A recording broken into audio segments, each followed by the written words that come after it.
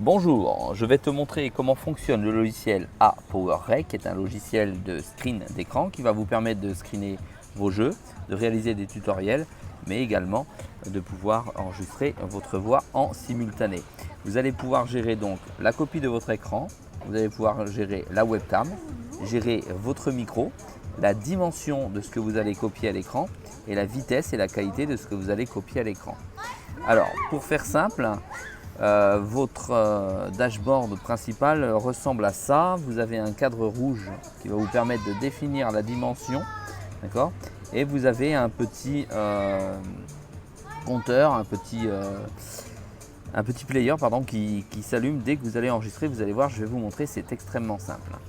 Ensuite, en dessous, vous avez la possibilité de régler plusieurs choses comme la liste des vidéos que vous avez créées, d'accord, les fenêtres que vous devez exclure, ce que vous devez, si vous devez planifier des tâches pour copier à heure précise des vidéos qui pourraient sortir, et vous pouvez l'arrêter automatiquement, et vous pouvez également mettre un filigrane en entrée et en sortie sur toutes vos vidéos. Vous allez voir, ce logiciel est extrêmement complet. Allez, on commence. Alors, pour commencer, vous avez la nécessité, pour pouvoir l'utiliser pleinement comme je vais vous le montrer, de devoir l'acheter sur Internet.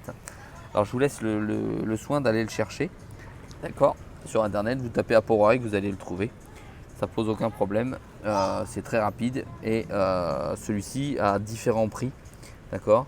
Vous pouvez choisir de le craquer, mais je ne vous le recommande pas, puisque sinon le logiciel cessera d'être développé et que celui-ci pourtant continue d'être développé année après année. Ok, vous avez ici accès à votre service client si vous avez des questions à poser, donc ça ne sert à rien d'en poser si vous l'avez craqué. Si naturellement vous l'avez acheté, vous pouvez poser vos questions en français. On vous répond que rarement, donc posez-les en anglais avec un traducteur via Google, bien entendu. Et ici, vous avez accès aux paramètres de l'ensemble du logiciel. Alors, vous cliquez dessus, et là, vous avez accès à toutes les fonctionnalités de sortie pour la souris, les différents raccourcis pour l'enregistrement et plus, et on va tous les faire. Ici, c'est où va atterrir votre vidéo une fois que vous l'avez enregistrée. Ici, c'est le format de la vidéo. Vous avez plusieurs types de formats, vous voyez, MP4, WMV, AVI, MOV, FLV, etc. Donc il est extrêmement complet à ce niveau-là. Alors il n'enregistre pas que l'écran en vidéo, il peut éventuellement faire également des prises de vue photo de celui-ci. Vous pouvez modifier la résolution de votre vidéo, soit en standard, soit en haute, soit en normal. Moi je le laisse en normal, je vous conseille de le laisser en normal. Les fréquences d'image, ça va de une image, d'accord, à 60 images par seconde, mais vous pouvez le mettre en automatique. En l'occurrence, si vous faites de la copie d'écran et que vous n'avez pas de webcam nécessaire, laissez-le là. Si vous voulez pas qu'il y ait de latence, montez-le à 60 pour qu'il y ait l'image normale de votre visage qui ne soit pas saccadé. Ou laissez-le sur auto si vous voulez que cela fonctionne correctement. Alors ensuite, la fonction mode de fréquence de l'image.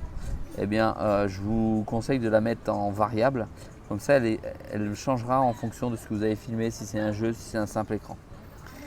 Ensuite, bitrate, laissez-le en auto, c'est le nombre de kbytes que l'image va envoyer. Laissez-le gérer automatiquement, c'est votre processeur qui va gérer tout ça. Le codec utilisé, utilisez le H274, c'est celui qui est le plus utilisé et qui est approprié par exemple pour YouTube. Voilà. Ensuite, le son. Attendez, je suis allé trop vite. Le son. Vous avez différents types de formats de son. Pareil, laissez le MP3, c'est le plus courant, mais vous avez vu que vous pouvez en travailler d'autres. Pareil pour la fréquence, 128 à 256. 128, ça me paraît raisonnable pour avoir suffisamment de clarté dans le son. Ensuite, taux d'échantillonnage. 48 000. Alors, laissez-le sur 48 000 parce qu'en général, la plupart des micros que vous utilisez tournent à 48 000 Hz. Donc, laissez-le à 48 000. Voilà. Parce que vous allez pouvoir choisir votre micro. Pas uniquement le micro que vous avez sur votre ordinateur. Donc laissez-le comme ça. Et ici, capture d'écran, c'est si vous capturez une image. C'est du JPEG, du PNG, du GIF, du TIFF, voilà les formats classiques. Moi je le laisse toujours en PNG. Voilà. Ensuite, vous allez pouvoir gérer votre souris. Voilà, donc la taille de la souris, la couleur de la souris. vous allez pouvoir la gérer et vous allez pouvoir gérer si vous utilisez les clics de la souris avec l'effet clic droit ou l'effet clic gauche. Vous n'avez qu'à cliquer ici, c'est aussi simple que ça. Ensuite, vous allez pouvoir gérer des raccourcis. Je fais n'importe quoi, voici les raccourcis. Vous allez pouvoir gérer des raccourcis de F1 à F10 qui vont vous permettre finalement de piloter le logiciel sans votre souris, sans votre doigt, sans rien du tout. Voilà. Ensuite, l'enregistrement.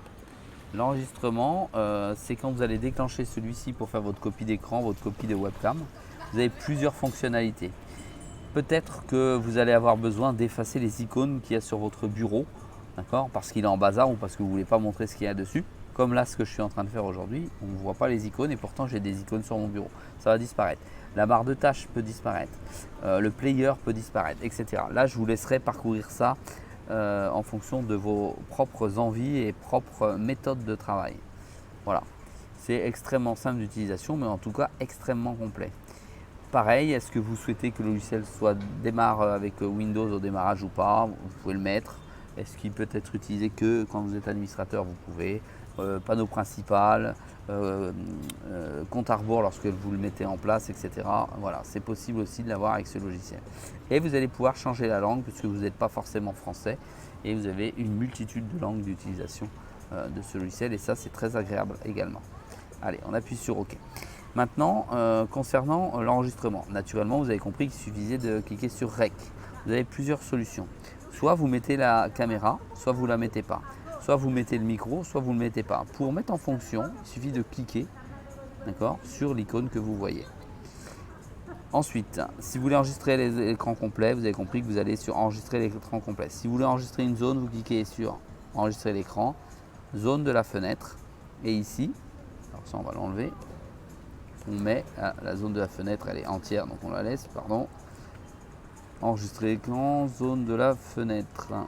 Enregistrer l'audio, enregistrer la webcam, zone de la fenêtre. Et normalement, on vient ici et on sélectionne la zone de la fenêtre que l'on veut enregistrer. En l'occurrence, ici, il n'y en a pas. Alors, enregistrer l'écran.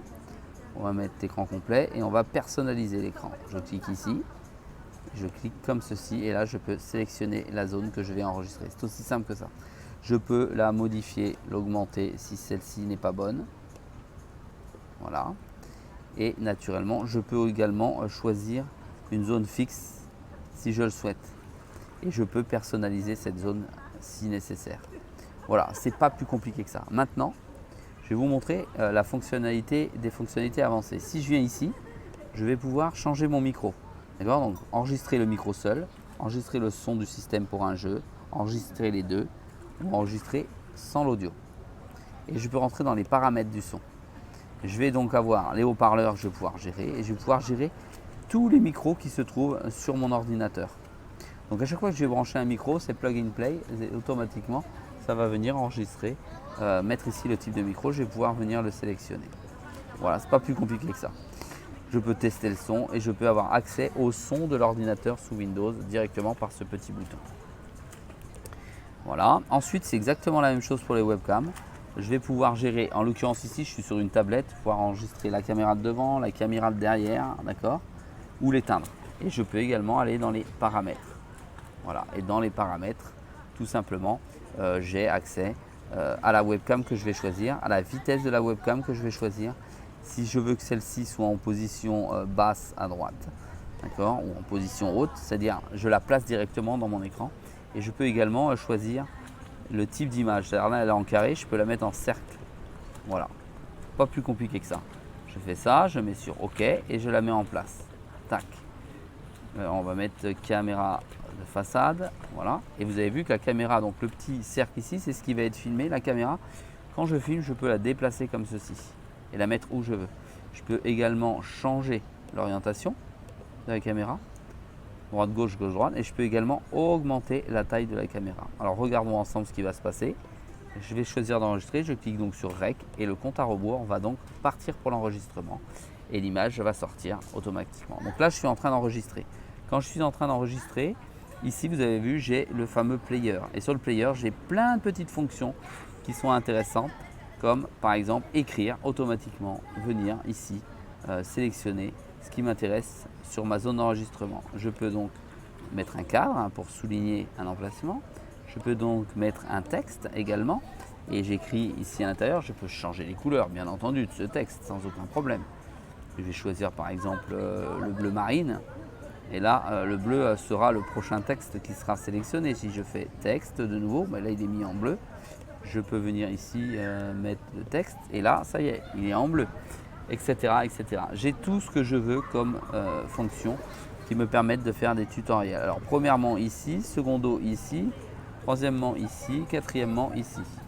Voilà, c'est pas plus compliqué que ça. Je peux venir dessiner également sur ma partie d'écran, sur ce que je veux mettre en évidence. Voilà, c'est pas plus compliqué que ça l'utilisation de ce logiciel. Pour moi, c'est un des meilleurs qui existent à ce jour sur le marché. Voilà, à très vite dans une prochaine vidéo sur Conseil Guide. Alors, on va effacer d'abord, sinon je peux pas sortir.